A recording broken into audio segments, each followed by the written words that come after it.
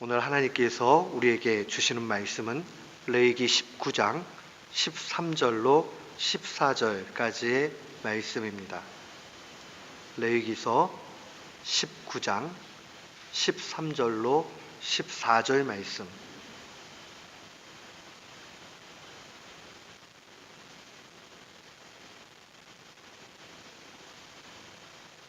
우리 같은 마음으로 13절 14절 말씀 함께 봉독토록 합니다.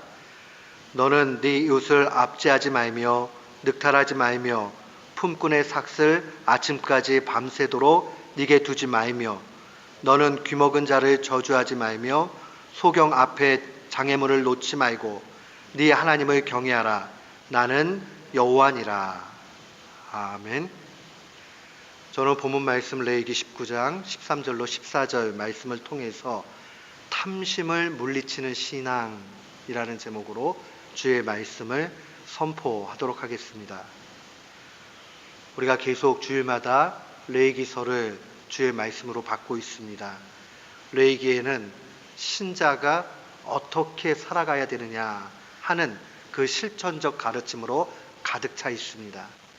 레위기서를 보면 제사법이라고 얘기하죠. 또 때로는 의식법이라고 얘기해요. 구약 백성들이 하나님 앞에 어떻게 예배해야 되느냐 하는 그 제사법이 있고요. 또 공동체가 하나님 말씀대로 살기 위해서 사회법이 있습니다. 또 개개인마다 어떻게 중심을 바르게 하고 살아가야 되느냐 하는 구체적인 도덕법의 내용들도 다 들어가 있습니다.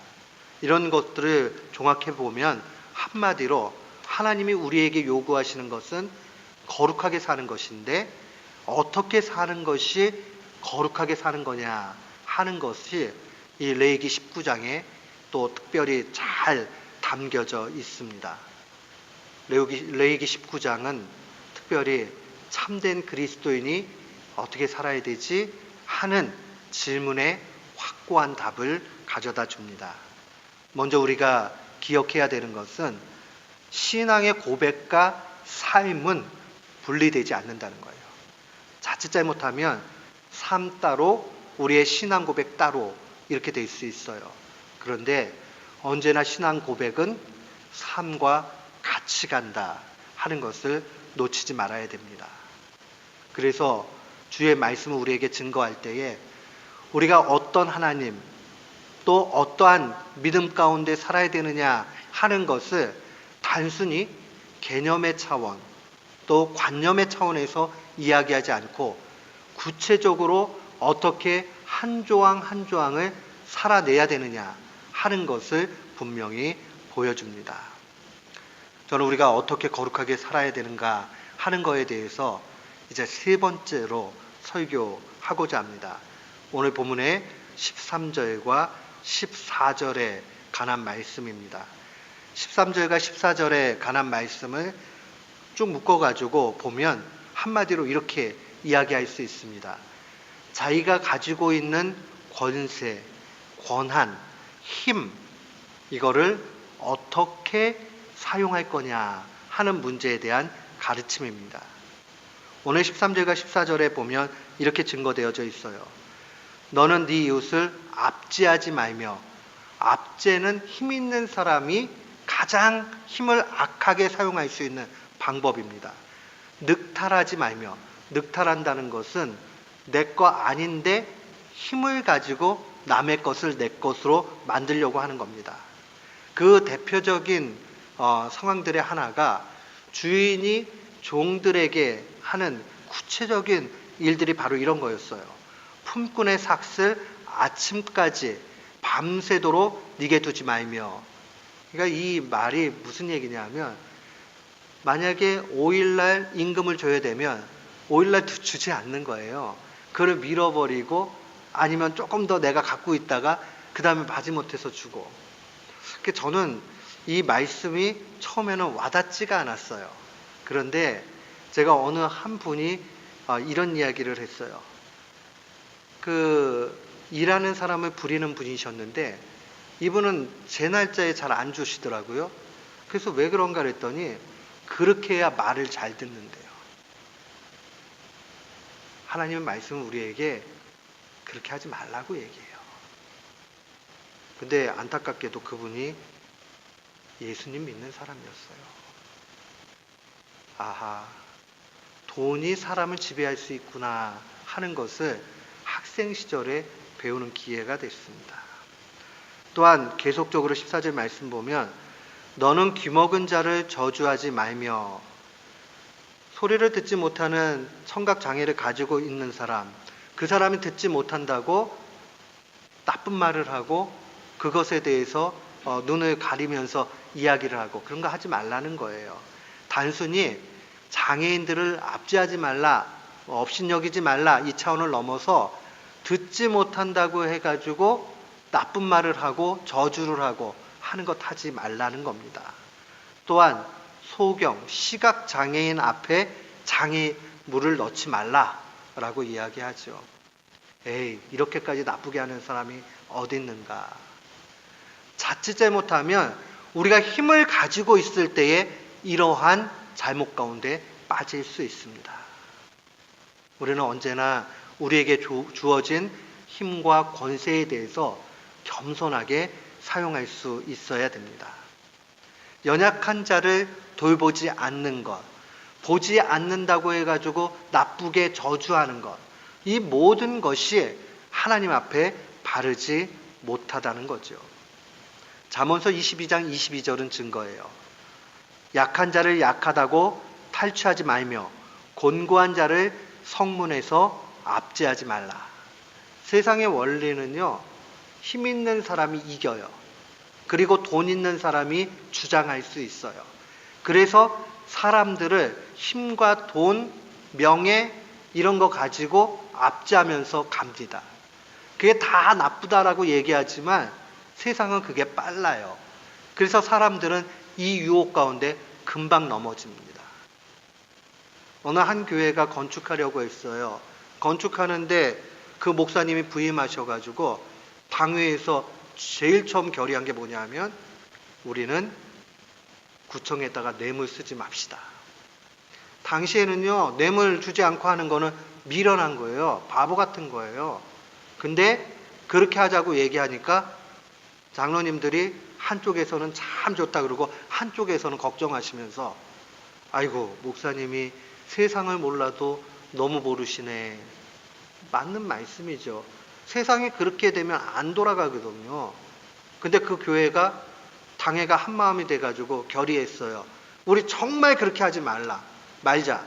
그랬더니 처음에는 좀 일이 더진 것 같지만은 하나님이 거기에 은혜 주셨어요. 그래서 건축을 잘 마무리했습니다. 교회도 떳떳하고 또한 교인들도 자부심 갖고 하나님도 영광 받으세요. 우리는 언제나 기억해야 됩니다. 돈이 빨라요. 그리고 언제나 돈은 사람을 움직일 수 있는 힘이 있어요. 근데 그거 자꾸 의지하게 되는 것, 그거 인생이 파멸로 가는 길이에요. 세상의 노예가 되고 말아요. 우리는 그 사실을 분명히 기억해야 됩니다. 신명기 27장 18절도 증거합니다. 소경으로 길을 잃게 하는 자는 저주를 받을 것이라. 할 것이요 모든 백성은 아멘 할지니라. 이게 무슨 말씀이냐? 시각장애인으로 하여금 길을 잃게 만드는 사람은 저주받는다 이 얘기예요. 그 얘기는 뭐예요? 연약하고 힘든 사람들 내버려두면 어떻게 돼요? 넘어지고 쓰러져요. 그러니까 그렇게 만들면 안 돼요. 더 적극적으로 연약한 사람들 도와야 됩니다. 언젠가 제가 아는 친한 목사님입니다. 아이가 여러 명 있는데 그 중에 한 아이가 하나님께서 장애를 특별히 주셨어요. 그래서 이 아이가 조금 산만해요. 그래서 이 목사님이 늘 마음에 근심하고 있지만은 이제 공부를 하느냐고 사역을 조금 멈추고 있었어요. 그래서 교회를 이제 사역했던 교회 못 나가니까 다른 교회 알아보러 갔어요. 교회들이 조금씩 다 싫어해요. 근데 그 중에 그냥 진심으로 얘기하시는 분이 아이 때문에 아무래도 좀 힘들겠습니다. 이렇게 얘기했어요. 교회는 그러면 안 돼요. 교회가 모든 장애인들을 다 적극적으로 품을 수 있다면 좋지만 못할 수도 있기는 해요. 그러나 한두 명을 품지 못한다는 것은 뭔가 생각해 봐야 돼요. 제가 일전에 교회에서 사역할 때 VBS 했어요. 그때에 장애를 입은 친구가 하나 왔는데 너무 산만해요. 맨투맨으로 어른 한 분이 붙지 않으면 관리 안 돼요. 장로님 한 분이 월요일부터 금요일까지 1대1로 옆에 붙어서 9시부터 그때 5시까지 했어요. 5시까지 붙어가지고 계셨어요. 교회는 그래야 돼요. 왜냐하면 그거 엄청난 일이에요. 애기 길러보신 분들 다 알지만 아이 그냥 깐난쟁이 아이도 몇 시간 보는 거 쉽지 않아요. 이미 컸어요. 힘도 세요. 그런데 그 아이를 집중시켜가지고 데리고 이동하는 것도 쉽지 않아요. 근데 저는 그 다음에 큰 감동을 얻었어요. 그 엄마가 교회 못 다니고 계셨던 분 같아요. 오더니 울먹울먹 하면서 우셨어요. BBS를 애들을 좀 보내고 싶어가지고 그랬는데 어느 교회든지 한 교회도 지난 한 5, 6년 동안 한 교회도 받아준 교회 없었대요. 그래서 그때 느꼈어요. 아, 그래도 조금 잘했구나. 하나님이 은혜 주셔서 우리한테 이렇게 할 수 있게 하셨구나 라고 생각했어요. 사랑하는 성도 여러분, 시각장애인으로 하여금 길을 잃게 만드는 것은 돕지 않으면 길 잃어요. 그러니까 도와야 돼요. 우리가 다 세상에 있는 일들을 감당은 못해요. 그러나 부분적으로 분명히 할 수 있어야 됩니다. 사랑하는 성도 여러분, 이러한 압제, 늑탈, 저주, 장애물 놓고 돕지 않는 것, 뭐 이런 것들이 어디서 나오는가 깊이 묵상해 보세요. 이 모든 일들을 가만 생각하면 우리 속에 있는 탐심과 이기심 때문에 그래요. 탐심은 뭐예요? 내 거 아닌 거 내 거 만들고 싶은 마음이 탐심이에요. 다른 사람 손에 들려 있는 거 내 거 만들면 더 많아지거든요. 사람 속에는 다 그러한 유혹과 또한 흔들림의 마음이 있습니다. 어떻게 하든지 내 것으로 만들면 좋겠다 하는 생각이 들어요. 아유, 내가 힘들게 이것까지 다 해야 돼 하는 이기심은 우리의 도움을 필요로 하는 곳에 오히려 넘어지게 만드는 일이 되고 맙니다. 탐심에 대해서 묵상했던 어떤 분이 이런 말을 했습니다. 탐심은 영혼의 중대한 질병이다, 이렇게 얘기했어요. 중대한 질병. 탐심으로 인해서 그 중심이 병들게 되고 온갖 나쁜 죄가 나오게 되고 여기에서 결국 넘어지게 된다라고 그렇게 이야기합니다. 탐심은 하나님의 말씀으로 이야기하면 우상숭배다라고 그렇게 증거했습니다. 탐심이 왜 그렇게 위험한가? 결국 탐심에서 불경건이 나오기 때문에 그렇습니다. 오늘 14절 말씀에 보면 너는 청각장애인 저주하지 말고 시각장애인 앞에 장애물 놓지 말고 그 다음에 갑자기 네 하나님을 경외하라 이렇게 나와요. 이게 조금 이 한국말로 봐도 그렇고 좀 앞뒤가 안 맞잖아요. 그렇죠? 이게 너는 청각장애인 시각장애인에 대해서 얘기해놓고 갑자기 하나님을 경외하라 이렇게 얘기를 한단 말이에요. 이 말은 결국 경건으로 살 거냐 불경건으로 살 거냐 하는 얘기예요. 탐심이 우리의 마음을 주관하게 되면 거기에서는 언제나 불경건함이 나타나게 돼 있어요. 그러나 우리가 하나님을 두렵고 떨림으로 경외하게 될 때 거기에서 경건이 나옵니다.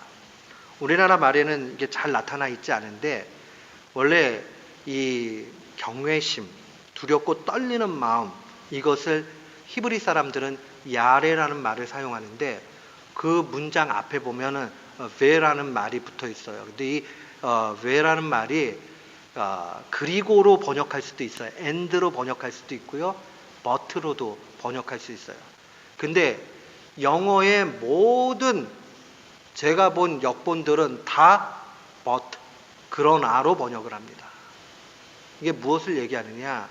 일반적인 사람들은 다 압제하고 이런 걸 그냥 그렇게 사는 거야 라고 하는 상식선에서 가요. 그러나 너희는 하나님을 두렵고 떨림으로 섬겨라 라고 이야기합니다. 완전히 대조시켜 놓는 강한 표현입니다. 우리는 분명히 알아야 돼요. 우리가 경건으로 살 거냐, 불경건으로 살 거냐, 탐심의 우상 숭배에 놓여질 거냐, 하나님을 섬기면서 두렵고 떨림으로 살 거냐, 이 두 가지 선택에서 확고한 것을 가지고 가야 된다는 겁니다. 탐심은 하나님을 대적합니다. 하나님을 저항합니다. 하나님 앞에 바른 모습이 되지 못합니다. 그래서 골로새서 3장 5절로 6절 말씀 보면 그러므로 땅에 있는 지체를 죽이라. 지체라는 것은 자아를 얘기해요. 자기 소욕을 얘기해요. 그러므로 땅에 있는 지체를 죽이라. 곧 음란과 부정과 사욕과 악한 정욕과 탐심이니 탐심은 우상숭배라. 이것들로 말미암아 하나님의 진노가 임하느니라. 마지막 날에 탐심으로 가득 찬 사람을 하나님이 분명히 심판하신다는 겁니다. 하나님의 자녀가 탐심 갖고 있으면요, 하나님이 사랑하니까 징계하세요. 심판하세요. 너 그렇게 살면 안 된다라고 분명히 얘기합니다. 우리 속에 있는 탐심을 버려야 됩니다. 탐심은 욕심이에요. 욕심꾸러기 되는 거예요. 하나님이 내게 주신 거에 만족 못하고 남에 있는 것까지도 내가 어떻게 하든지 빼앗아 가지고 가려고 하는 마음, 그거에서 벗어나지 않을 때 우리는 불경건의 사람이 되고 맙니다. 그것은 하나님을 대적하는 우상숭배가 되고 맙니다. 우리는 우상숭배 그러면 다른 종교로 가가지고 뭔가를 경배하는 행동을 하거나 또 말 못하는 우상물에 대해서 하나님인 것처럼 착각하고 가는 것만을 생각을 해요. 그런데 하나님의 말씀은 탐심을 갖는 것, 남의 것을 내 걸로 만들려고 하는 마음, 이거 역시도 우상숭배라고 얘기합니다. 왜 그런지 아세요? 아까 말씀드렸죠. 돈이나 권력이나 쾌락이나 이런 거는요, 언제나 힘을 가지고 있어요. 사람을 움직입니다. 돈을 또 좀 더 주면 눈 감아주면서 도와줘요. 내가 권력을 가지고 힘을 발휘하게 되면 다른 사람들이 굽신하면서 따라와 줍니다.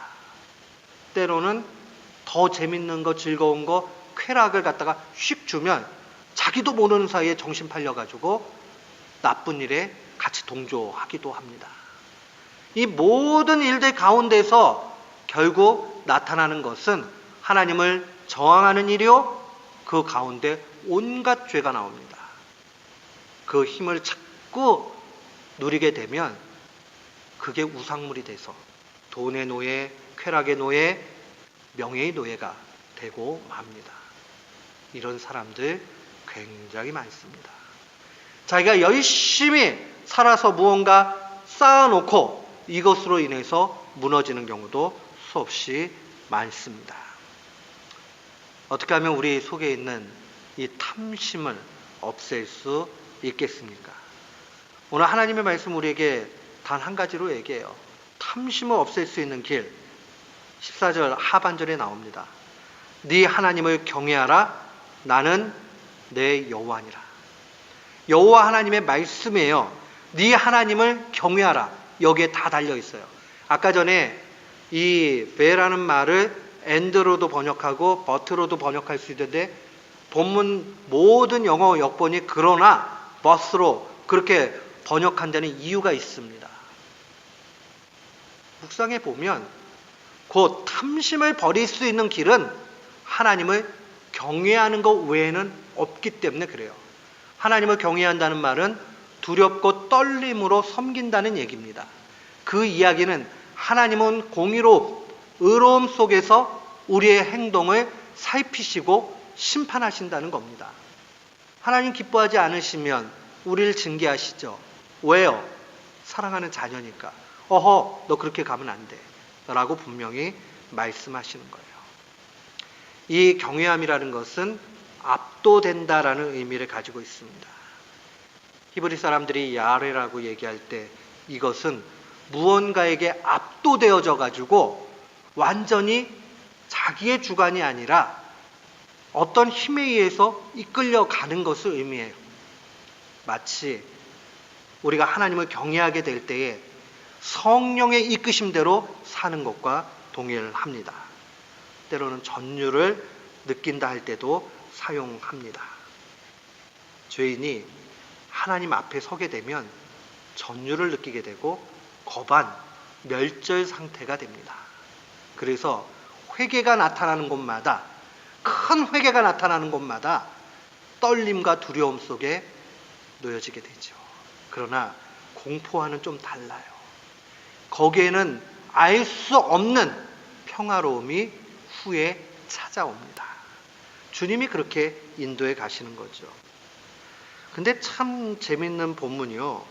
네 하나님을 경외하라 나는 네 여호와니라 하는 이 본문 말씀이 이게 원래는 히브리어로 되어 있거든요. 그런데 이 히브리어를 신약의 언어인 헬라어로 바꾼 것을 70인 성경이라고 얘기해요. 70인 경이라고 얘기하는데 거기에 보면 번역을 이렇게 했어요. 나는 내 주 하나님이다. 나는 내 주 하나님이다. 또 그 앞에 하나님을 경외하라 하는 이 말씀이 내 주 하나님을 경외하라. 주인이라는 말을 붙여놨어요. 왜요? 그것은 바로 하나님이 나의 주인이라는 주인의식을 가지게 될 때에 그때에 내 인생은 나의 것 하지 않게 되고 탐심이 없어지기 때문입니다. 하나님이 우리 가슴속에 가득 차서 하나님이 우리의 주인이 되어질 때에 비로소 우리는 우리의 인생이 내 거라고 주장하지 못하고 탐심에서 벗어나게 됩니다. 안 그러면 가져도 끝이 없어요. 일을 하고 일을 해도 끝이 안 나요. 계속 일의 노예, 시간의 노예, 돈의 노예로 일생을 마무리하게 됩니다. 우리가 주인의식 가져야 돼요. 어떤 주인의식이요? 하나님만이 나의 주인이다 하는 그 하나님 주인의식을 가져야 됩니다. 그러면 탐심이 조금씩 사라집니다. 종은요, 주인이 시킨 대로 하는 거예요. 토를 다는 게 없어요. 생각을 많이 할 필요가 없어요. 주인이 요구하면 네! 하고 가는 게 종의식이요? 하나님이 우리에게 주인 되신다는 게 하나님 주인의식 아니겠어요? 그렇게 살아가게 될 때에 우리는 탐심이라는 영혼의 큰 질병이 치유되고 우리의 마음 가운데 탐심이 자리 잡지 못하게 합니다. 이걸 꼭 알아야 돼요. 근데 우리는 이걸 좀 실수할 때가 많이 있어요. 주님이 뭐라고 말씀하시면 됐고요. 저는 이런 뜻으로 하는 거예요. 라고 하면서 자기 의견을 가지고 하나님을 설득하려고 하죠. 사랑하는 성도 여러분, 우리가 하나님을 설득하려고 하면 할수록 우리의 인생에는 기쁨이 없어져요. 자꾸 공회전하게 됩니다. 우리는 특별히 이 탐심을 없애기 위해서 골로새서 3장 1절로 6절 말씀을 특별히 좀 볼 필요가 있습니다. 오늘 우리가 본문은 레위기 19장 13절로 14절 말씀 봤지만은 우리가 묵상하고 한 주간 씨름하고 삶에서 열매를 좀 맺기 원하는 말씀은 골로새서 3장 1절로 6절 말씀입니다. 우리 골로새서 3장 1절로 6절 말씀 우리 스크린에도 나오고 성경 찾으신 분들은 같은 마음으로 우리 또박또박 한번 주의 말씀을 마음에 간직하면서 한번 읽어봤으면 좋겠습니다. 같이 봉독합니다. 그러므로 너희가 그리스도와 함께 다시 살리심을 받았으면 위의 것을 찾으라. 거기는 그리스도께서 하나님 우편에 앉아 계시느니라. 위의 것을 생각하고 땅의 것을 생각하지 말라. 이는 너희가 죽었고 너희 생명이 그리스도와 함께 하나님 안에 감추어졌음이라. 우리 생명이신 그리스도께서 나타나실 그때에 너희도 그와 함께 영광 중에 나타나리라. 그러므로 땅에 있는 지체를 죽이라.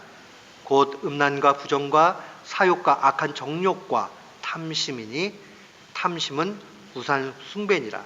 이것들로 말미암아 하나님의 진노가 임하느니라.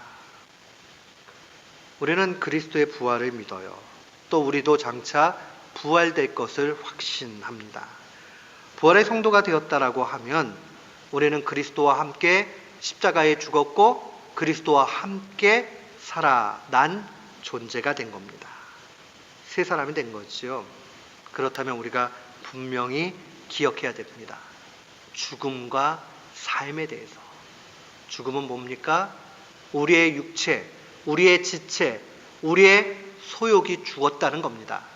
우리의 소욕이 죽었다 하는 말은 오늘 본문 말씀대로 하면 그리스도가 십자가에 죽으심과 같이 우리의 정과 욕심도 다 십자가에 이미 못 박혔다 하는 그 사실을 분명히 기억해야 됩니다. 그것을 오늘 골로새서는 구체적으로 땅에 있는 지체를 죽이라는 말로 요약합니다. 우리가